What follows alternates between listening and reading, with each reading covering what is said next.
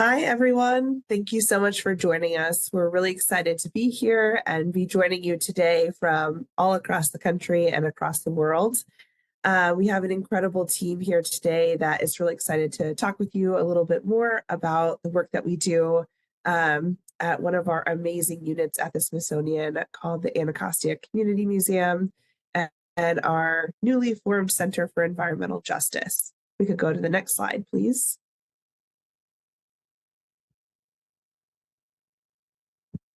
All right, so today we have three incredible speakers, if I do say so myself, with you to present on our topic about environmental justice and how the Center for Environmental Justice really works with youth and communities to work towards bringing about a more authentic relationship and also programmatic experience for students, youth, and adults to engage with museums and cultural institutions.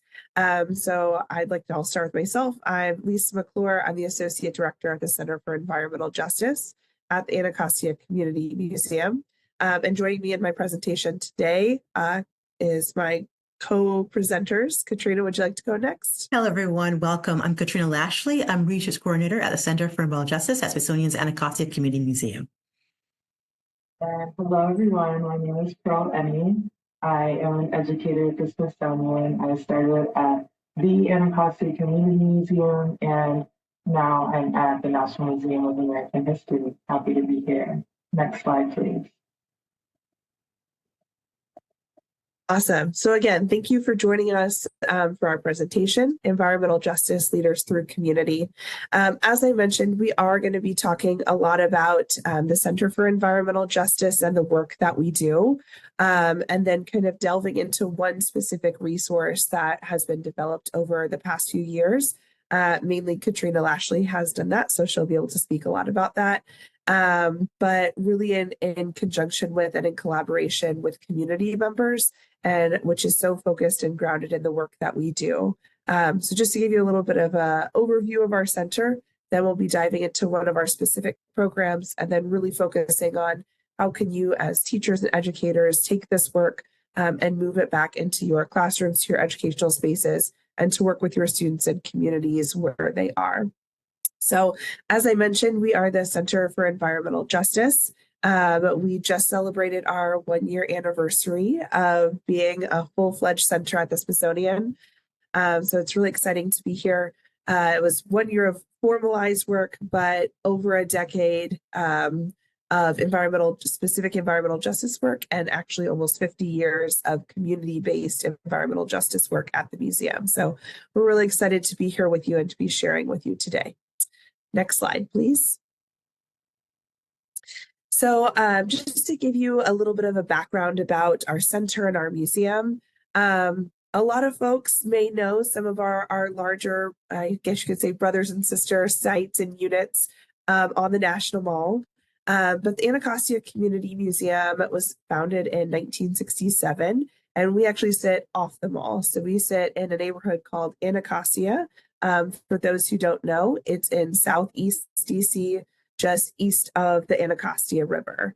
So if you hear any of us talking today about east of the river work, that's really where our focus and our history is founded. And that's where geographically we're located, in the neighborhood of Anacostia. So ACM has roots really grounded in environmental justice work. But the impetus for our museum really is based in amplifying and telling the lived experiences and stories of community members.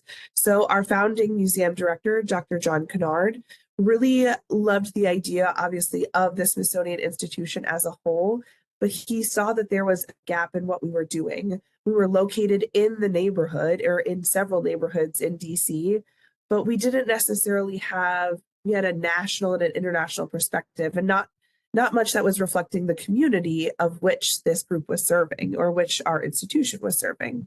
So he was our pioneer. He was the driving force behind getting ACM founded, and really set up as a way for people in Washington, D.C., in Anacostia, to get their stories heard and to get their stories told and to be served by the institution as well. From our inception, we had Roots in Environmental Justice. Our first exhibit was called The Rat, Man's Invited Affliction. So at this time in the late 1960s, early 1970s, about 67% of the Anacostia neighborhood was infested with rats, which was a much higher percentage than anyone was seeing west of the river in downtown DC. And so it was actually sparked by local school children who were asking their teachers, why are there rats everywhere? Like, why do we have rats in our schools and our homes and our churches when we don't have that? We don't see that when we go across the river.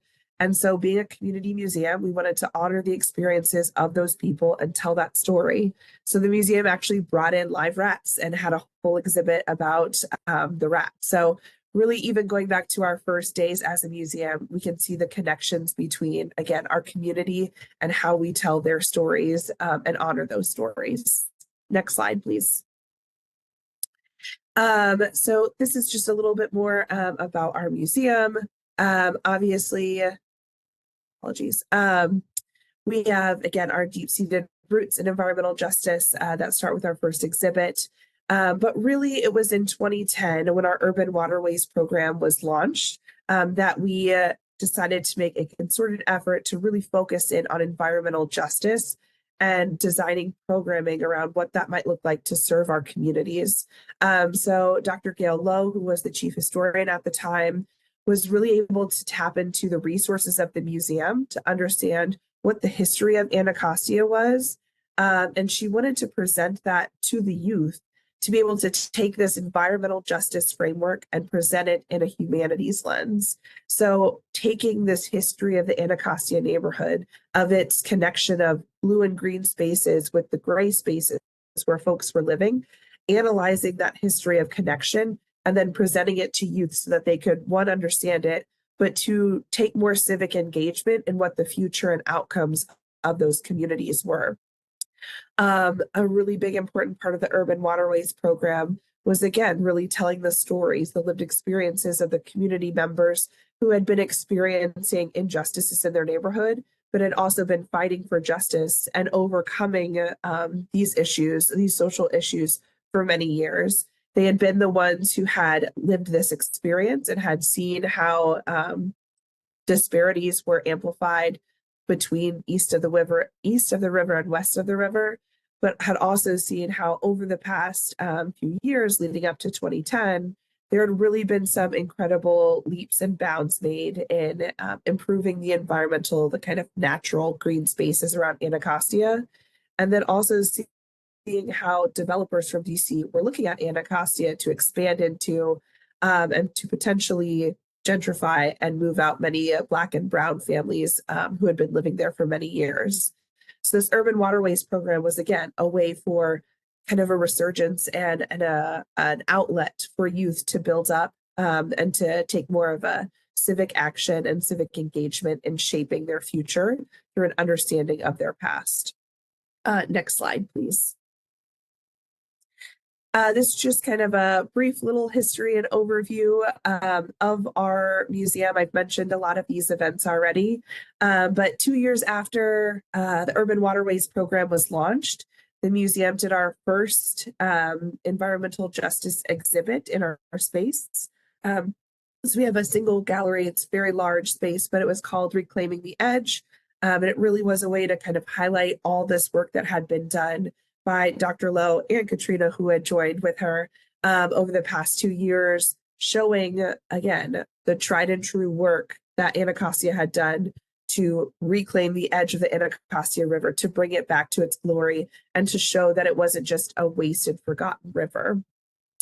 There were a couple other events, but in conversations that Katrina had in working with the Anacostia neighborhood and those folks, but also in other neighborhoods across the country and across the globe, we had really seen this kind of common theme of women really being at the forefront of positive change and impact for their communities.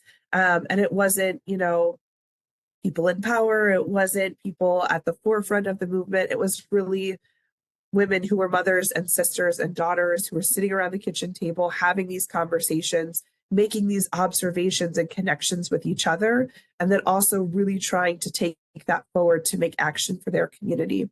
So in 2018, Katrina decided to gather these women together to show them that they were not alone, that there were many communities like Anacostia that unfortunately face similar environmental injustices, to provide a network for these women to resource share and to show the resources that that the Smithsonian and Anacostia Community Museum could provide to support their work. So in 2018, we launched our first Women's Environmental Leadership Initiative with a summit, which has grown and grown. We're hosting our 4th year in October. And again, a way to really connect communities to resource share. Next slide, please. So really quickly, if you just want to put in your chat box, how would you define environmental justice? Either one word or a very short phrase. If you just want to share some of those, I'll give everybody like just 30 seconds to a minute to respond.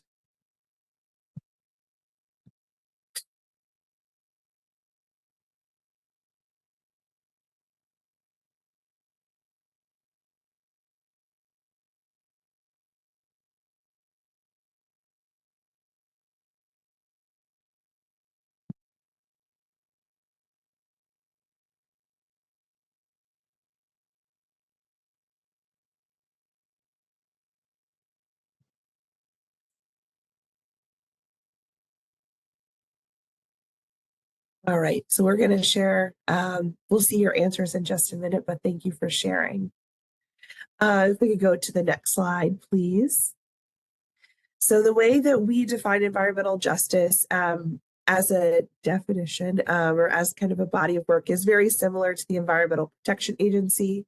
We believe that it is involving the fair, ethical, and meaningful engagement and treatment of all people, regardless of race, color, nationality, origin, income, primarily in dealing with environmental regulation and the development of these regulations, the implementation, and how these practices are carried out. So we can go to the next slide. So that is kind of our definition of environmental justice, but how we carry out this work is a little bit different. And that's really where we have a unique standing in the environmental justice field. So for us at the Center for Environmental Justice, or CEJ, you might hear me say in the future, we really see environmental justice as a place where collaboration and research intersect. So even harkening back to our roots in the Urban Waterways Program, we don't just want to look at the historical context of environmental justice, of the environmental justice movement. We don't just want to look at the data and the science around environmental injustices. We hope to see action. We don't take a vested interest in what that action is, but we do encourage communities to use the resources that are available to them to understand the totality of environmental justice work and how they can be a part of that movement and driving it forward. We also, at the CEJ, we envision environmentalism with a community-based voice and a community framework. So again, that civic engagement that is led by community, all of those individual observations can really come together to form a very collective and powerful front. Next slide, please. These are just some of the ways that we carry out our programs, some of the activities and themes that are ever present through the work that we do. Again, daily life and community networks that I've talked about, situating humans in the environment. So in a lot of programs, we ask, who are you as a person? We want to get to know you as a person and what your experiences have been. And then how do you fit into the environmental justice movement? We know that everyone has important experiences, and it's just a matter of finding out how your history has really played a role in this work in your community. Community expertise that I've talked about, multiple research lenses, intergenerational spaces. So really including all points and perspectives from youth to the older generations, and then STEAM as well. So again, this multifaceted interdisciplinary nature, which is one of the great parts about environmental justice. If you're an English teacher, if you're a math teacher, you really can integrate environmental justice work into your curriculum in a lot of different ways. Next slide, please. So civic institutions, I'm going to get another 30 seconds for your responses.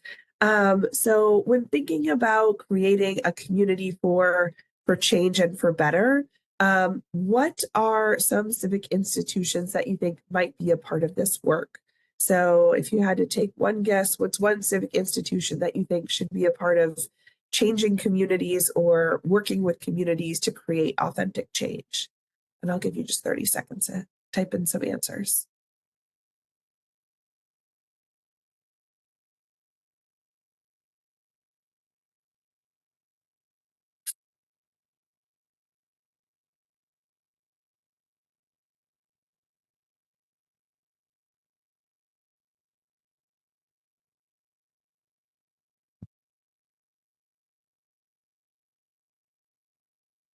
All right, these are great. We see courts, schools, K through 12 education, government, health agencies, NGOs.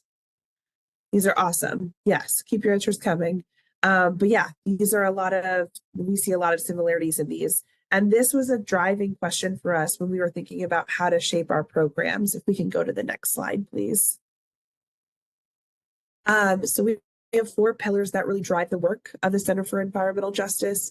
And these are the civic institutions that we decided, Katrina really led the work in this again, of what were these institutions that needed to be a part of a community if we were to see authentic change. So we saw them as faith, arts and culture, public policy and advocacy, and inclusive leadership. And inclusive leadership really is who's doing the most work for change and who also may not be getting the most credit for that. So these are the civic institutions that really kind of drive the work that we do. Next slide, please. And I'll finish up right now with our flagship programs, which will take us into Katrina's work next. But these are the 4 kind of areas that we're focusing on right now. Our Environmental Justice Academy, our Women's Environmental Leadership Initiative. We'll talk about that a little bit later. Our Growing Community Program, which is our gardening program, and our fellowships. So these are the areas that we're focusing on, but for today, we're really going to dive more to the Environmental Justice Academy. Great. Thank you, Lisa. Hello, everyone, again. In the next few minutes, I really want to provide an overview in terms of the origins and the intentions of our Environmental Justice Academy, or EJA, as I'll be referring to it moving onward.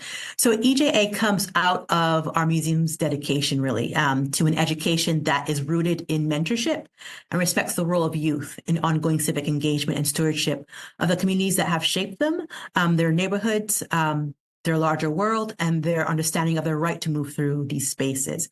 I think it's really important to note that the recognition of the necessity of youth as driving forces in these larger community conversations is really inspired by the work of Zora Martin Felton. You saw her image on slide 5, this wonderful black and white of her in the garden, the earliest ACM garden with the students. And so it was Zora who established our museum's education department and was a driver of its environmental programming through the 1990s.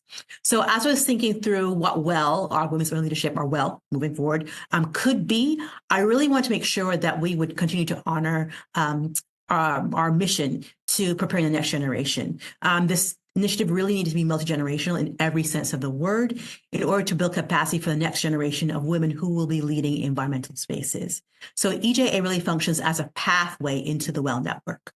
So developed over the course of 2 years, its goal is to engage youth living in or near the Anacostia watershed in conversations and explorations of the intersections of environment, community, and justice. So over the course of 6 Saturday sessions in the spring, and a more intensive 2-week summer session that culminates in the capstone project focused on an EJ issue that they vote on at the end of the spring session, and the development of 12 EJ principles on the Anacostia waterway. And we're currently in the second day of our summer session, so very excited to host our second cohort.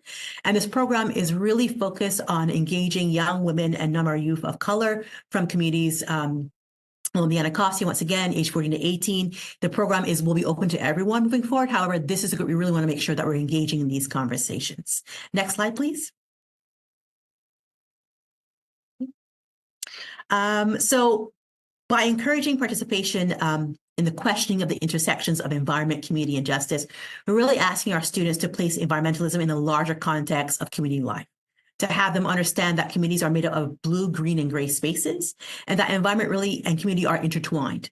And environmentalism is a form of civic engagement. So how do we as a museum, as an organization, as a center, create spaces and opportunities for them to feel empowered, to be part of conversations, and to take steps toward possible solutions? So one pathway is by connecting them to accessible examples, women who are part of the WELL Network, women who are thinking about environment, and people from a holistic perspective, who are working and leading in a variety of fields, both locally, nationally, internationally, but also represent a multitude of communities and lived experiences. Next slide, please. So conversations between our WELL guest speakers and our EJA participants, part of this, what we call define and recognize, allows our students to encounter leadership in its human form, to grasp the importance of the why really of environmental work through personal and professional histories, right, which are community histories. So it allows them to recognize the legacy of women's civic engagement and leadership that is not on a pedestal. It's accessible. It's living and breathing through the voices, the experiences of these women. And these are histories really in the present perfect. So this notion that this work exists only in the past, and no, it exists in the past, the present, and it invites them in to kind of look toward the future.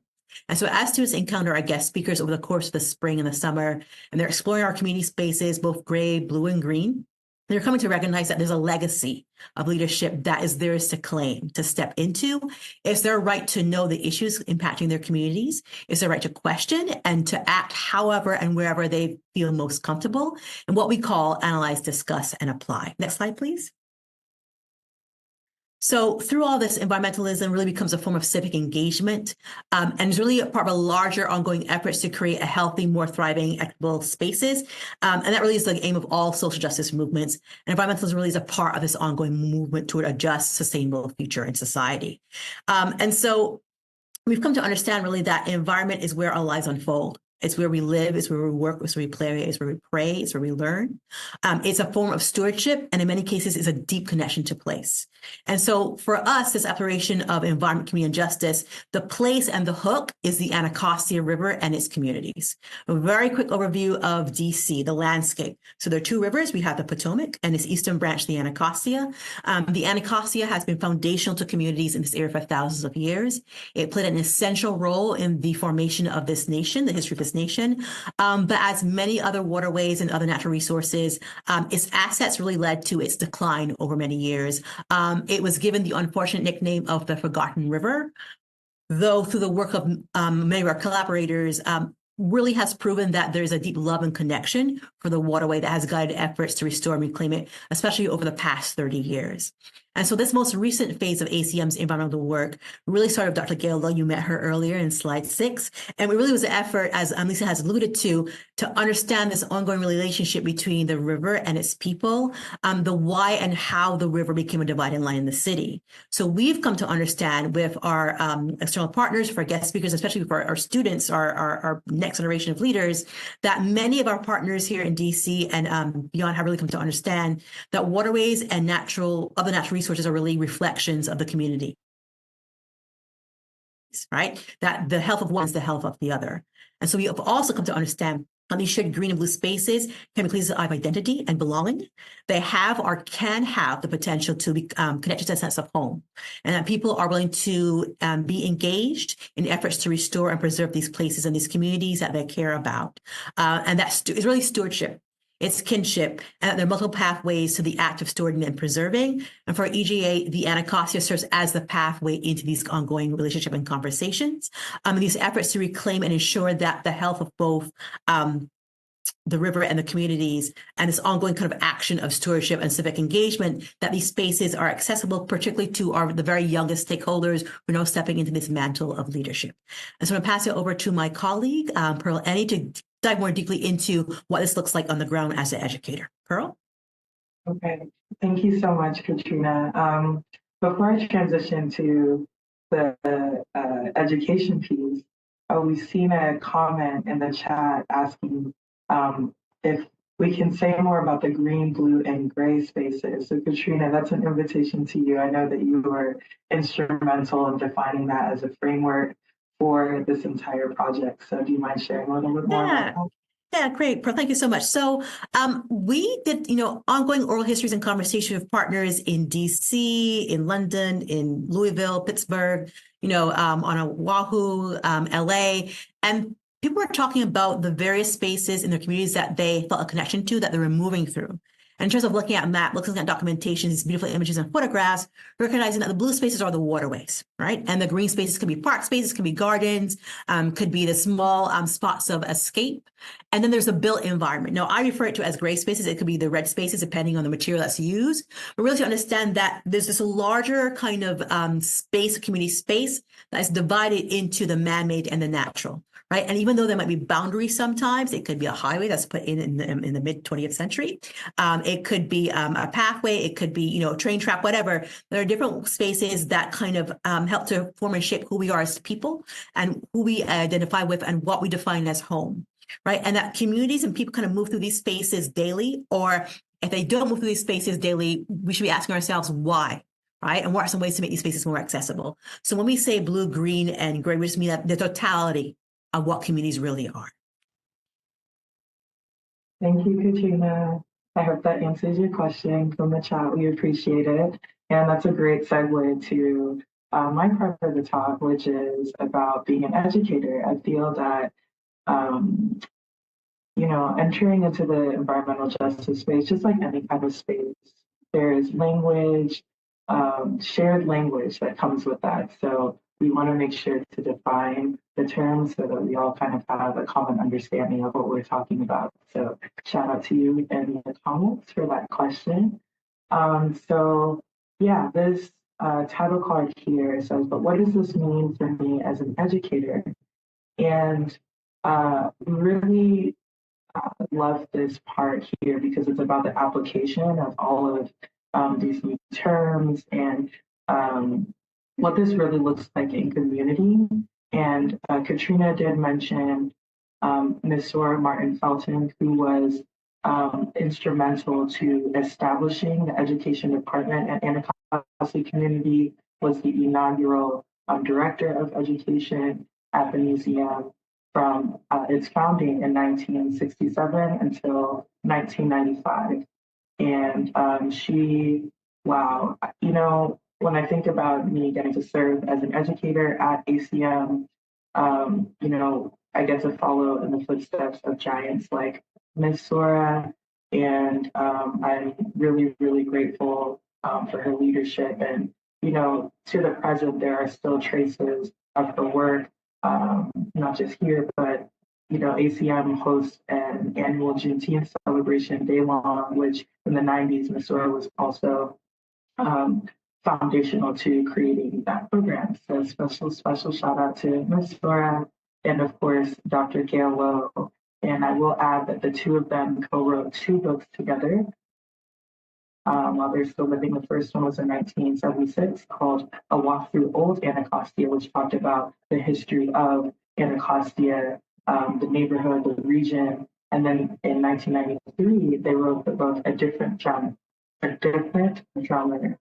Jean Kennard and the Anacostia Museum, which of course is a biography about Jean Kennard, the founder of Anacostia Community Museum, once known as Anacostia Neighborhood Museum. And it talks about his leadership and his life, and of course the early history of Anacostia Museum. So next slide, please. All right, so on this slide, you see, first by talking about the picture, it is of the workbook that Katrina put together, which is the core curriculum of EJA, the Environmental Justice Academy. And the photograph is one that I took in March of 2022 when I was first brought on by Katrina to work at the Smithsonian Anacostia Community Museum. And it was actually taken at Anacostia Park, which is right along the Anacostia River. And I was just walking through there. I was living in the neighborhood at the time and was really struck by the words, yes, there is more than this. I think it evoked hope It evokes it's for future thinking.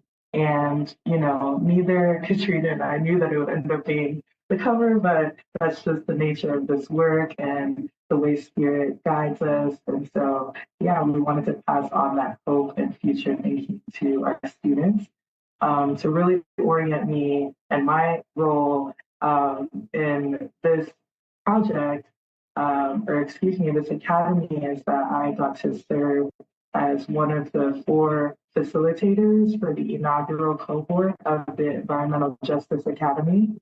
And in that capacity, the 4 of us, as was mentioned before about the 4 pillars, each of us got to shepherd our smaller groups within the cohort in a specific pillar. So mine was faith, and we got to have speakers for each pillar. And so Miss Robin Lewis was the speaker for faith, and we had amazing speakers. And this is kind of connects to what Katrina had mentioned about the Women's Environmental Leadership Summit. So really, this idea is connecting emerging environmental justice leaders who are young people, our youth, our high school students, with established environmental justice leaders.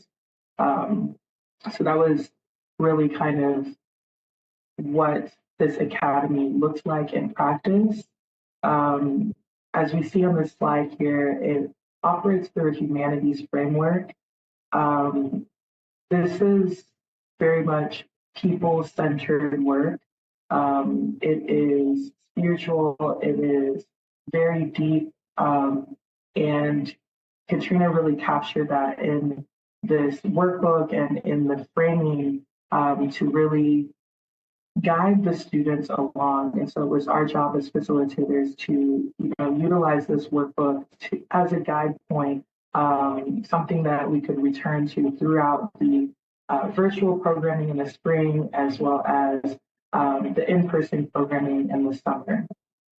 So within this humanities framework, we discuss leadership, civic engagement, because environmental justice is everything. I mean, part of showing up as, if we can just think about all of us live in places, in neighborhoods, and environmental justice also encompasses how we show up in those neighborhoods. I had a chance, of course, to talk about earlier today on the Empowering Youth panel about Mr. Rogers' neighborhood. And I think that the way that Fred Rogers embodies being a good neighbor is directly relevant to environmental justice.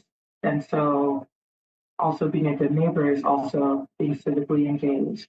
So that's part of this humanities framework. And then, of course, science in action. So on our first, one of our first days together with the inaugural Environmental Justice Academy cohort was applying these signs to the drains in Anacostia near the museum to kind of signify to people what the purpose of the drain was, where exactly the drain goes. And of course, we had community partners to educate students about, okay, if we're spilling water here, where does it go? And we're about to talk about the Anacostia River and the Potomac River and how it drains into the Chesapeake Bay and how that then drains into the Atlantic Ocean, to really orient our students to the science behind what we're talking about, for them to understand water and the way it flows and how, one droplet here can end up in the ocean.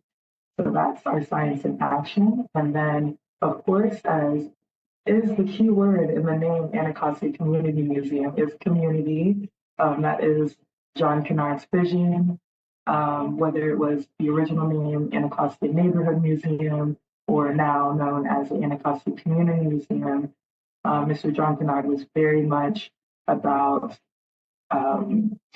the orientation of place. And he too also lived and raised his family in Anacostia, and that was very important to him, as outlined in A Different Drummer, which again was written by Ms. Zora Martin Felton, and Dr. Gail Lowe. So within community relationships and history, we discuss with our students about museums and cultural institutions. And what's important to know about ACM is that it was the original Smithsonian African American History and Culture Museum, before we know now of the brilliant National Museum of African American History and Culture, which is located on the Mall and which opened to the public in 2016. So John Kennard and his partners within the Smithsonian at the time were really very innovative, very ahead of their time to really work within the community to share more about African American history and culture. And to this day, Anacostia Community Museum remains a place that really educates on local African American history and culture within DC, and of course makes the connections between local and national and of course global impact of African Americans. And as we see here, community organizations, this work cannot be done without partnerships across the community. And we have had excellent partners in the work of Environmental Justice Academy that are also heavily involved with shepherding our young people in the academy, both in the inaugural year last year and this current cohort, our second cohort, which is currently in program. And yeah, we can't do this without our partners. Next slide, please. Okay, so these photographs that you see here are what pages inside the workbook look like. Katrina mentioned the define and recognize, as well as analyze, discuss, and apply frameworks that she created to really distill the concept of environmental justice down to its core and digestible bites for our young people to really be able to take ownership and agency of environmental justice. So when we're defining, what is environment, what is justice, what is community, not only were they invited to define that, but that's another purpose of having the speakers, these women who are in environmental leadership, to help further define for us and expand our definitions. So what does environmental just community look like? We gave the students time to think about that on their own as facilitators, added to the conversation, as well as the women leaders that we brought on in the spring and the summer. How do we define the environment? What communities do you represent as a teacher, educator? What communities are represented by the students? So those two questions are critical, because when we think about the environmental justice movement and the founders in 1991, this was absolutely an intergenerational, intercultural, multiple genders represented in this work. Of course, with women really taking the lead here, but we could not do this work alone. I think that environmental justice also really embodies bridge building, and when you're kind of tuned into this work, you understand that it really does take a village, not only to raise a child, but to shepherd a community.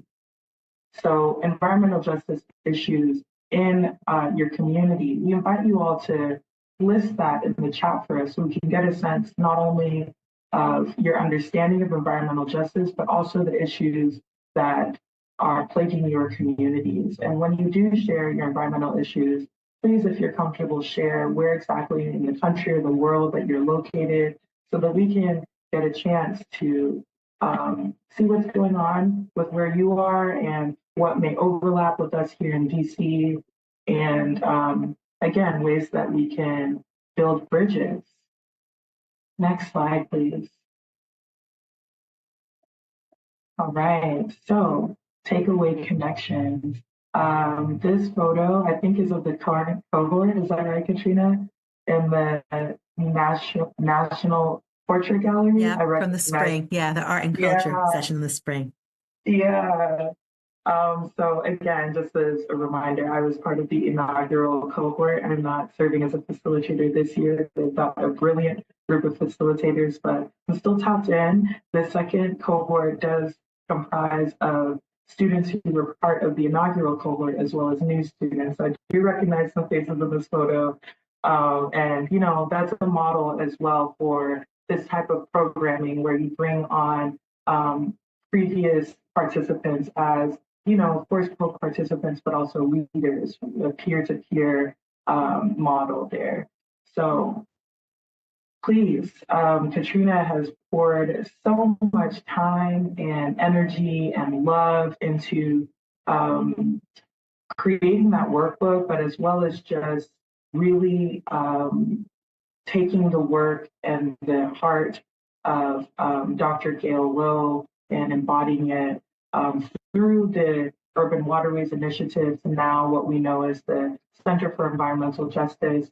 So this is an invitation to use an EJA, Environmental Justice Academy curriculum, as a framework, and of course, tailor it to your locality. And then, you know, environmental injustices are found in communities across the country and the globe. So, you know, in this sense, the local is global, and it may look a little bit different based on where we are in the world, but the idea is to really get folks to understand that what is happening in one place affects the rest of the world. We've had a question come in. Have you begun to address the intersection of climate change and environmental justice? So we have 8 minutes left on this, and I might actually pass that question back to Katrina to really help you all in the audience understand that that was the whole idea of the Center for Environmental Justice, and of course the precursors to that work, which is Women's Environmental Leadership, as well as the Environmental Justice Academy. And again, these two kind of flagship programs are what help us address this intersection of climate change and environmental justice. But I know with 7 minutes, you know, we'll probably take some questions at the end, but I would like to pass back to Katrina to really touch on that, because yes, the climate is indeed changing, and the center is looking to be at the forefront and be partner across with other folks doing this work across the nation and the globe, addressing this. So Katrina. Yeah, thank you so much, Pearl. So yes, we recognize for us, you know, everything's environmental, right? Everything intersects, our lives unfold in this larger environment. So you name a topic or issue, it is environmental. And yes, climate popped up. So our first cohort last year, they voted on climate change as the issue they want to focus on as it's impacting the Anacostia River and its communities. So they were looking at it through the lens of policy, art and culture, faith, inclusive leadership. They had some great kind of capstones.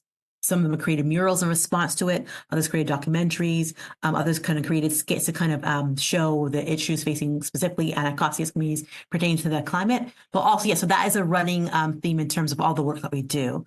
That, you know, that you can choose any environmental issue and you can place it at any kind of other topic or civic institution, and there is a role that anyone can play in terms of looking through the lens of history, class, transportation, art, music, youth leadership, and there always is it leaning back toward the climate, because to be very honest, most of our participants in the academy, when they mention an environmental issue, climate is the first thing out their mouth, right? Because they're living and feeling the impacts on a visceral level.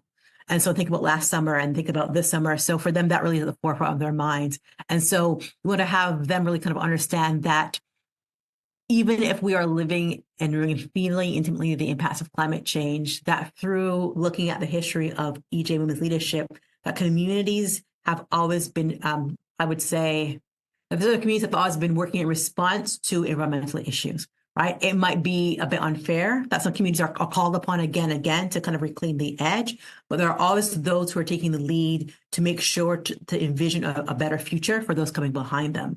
And so that in this environmental work, you're looking at, you know, this idea of a marathon. Yes, you might, you know, there might be like challenging issues in front of us, but who are the leaders that we can look to in the past to understand what's happening in the present and make it, you know, possible pathways into the future. And so, yes, we always say everything intersects, and climate has always been a thread of this conversation because that is on the in terms of the minds of topics that's most coming at the forefront in the youth that we engage. Hopefully that answered your question.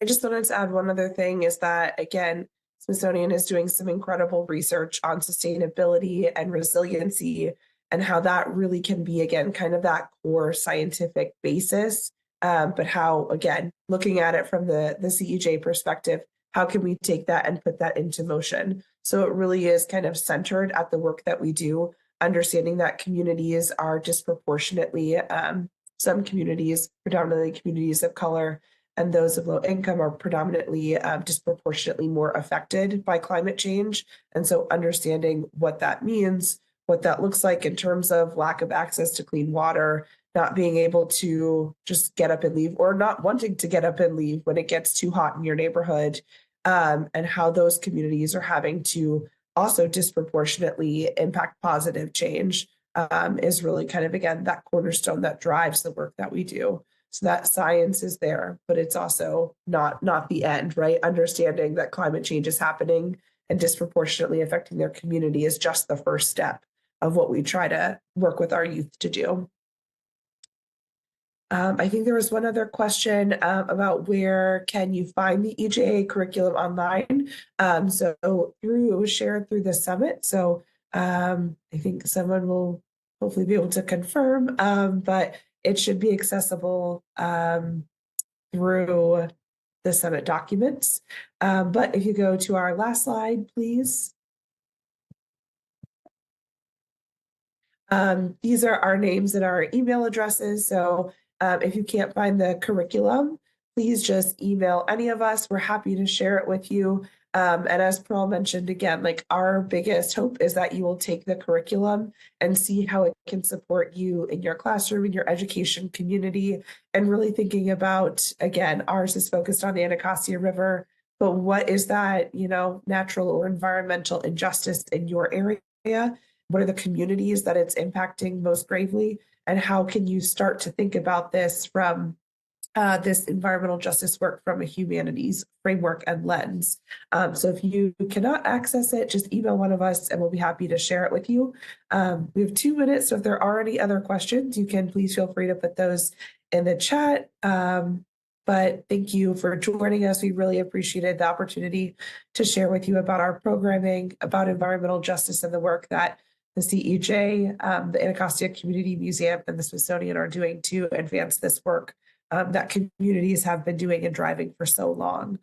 So we thank you all for joining. Again, we'll be on for the final 2 minutes in case there are any questions. Oh, here is one. How can people in the DC area support these initiatives at ACM? If you want to email us, we have lots of opportunities for engagement. Again, building out that network for our youth is really important. We know that, you don't know what you don't know. So being able to provide a lot of different ways to be a part of the environmental justice movement and work is really important for us. So speaking to our youth, being facilitators like Pearl was, just a lot of opportunities. We have, again, our growing community, our gardening program, a lot of ways to really connect in Anacostia and in the DMV area. And so if you have any interest or would like to do that, please email us and we'll plug you in as appropriate. I've seen one more question, Lisa, and I just wanted to add quickly another note about the humanities framework, which I think may be helpful to the audiences as they think about environmental injustice and some of the communities that may be plagued the worst by this. The humanities framework is also an invitation to think about these communities, not only what they're experiencing, but the strengths-based perspective. There is so much brilliance and resilience and love that are in these communities that allow them to weather these environmental injustices with grace and tact. And so as you are looking and finding and realizing that there is just disproportionate environmental injustice, I encourage you to really look at the humanity of the people who are really looking to heal these communities. It's central to how we talk about it, how we talk about the people and the women who have shaped this from 1991. Thank you. And please visit our website for any other questions about EJA and how to enroll.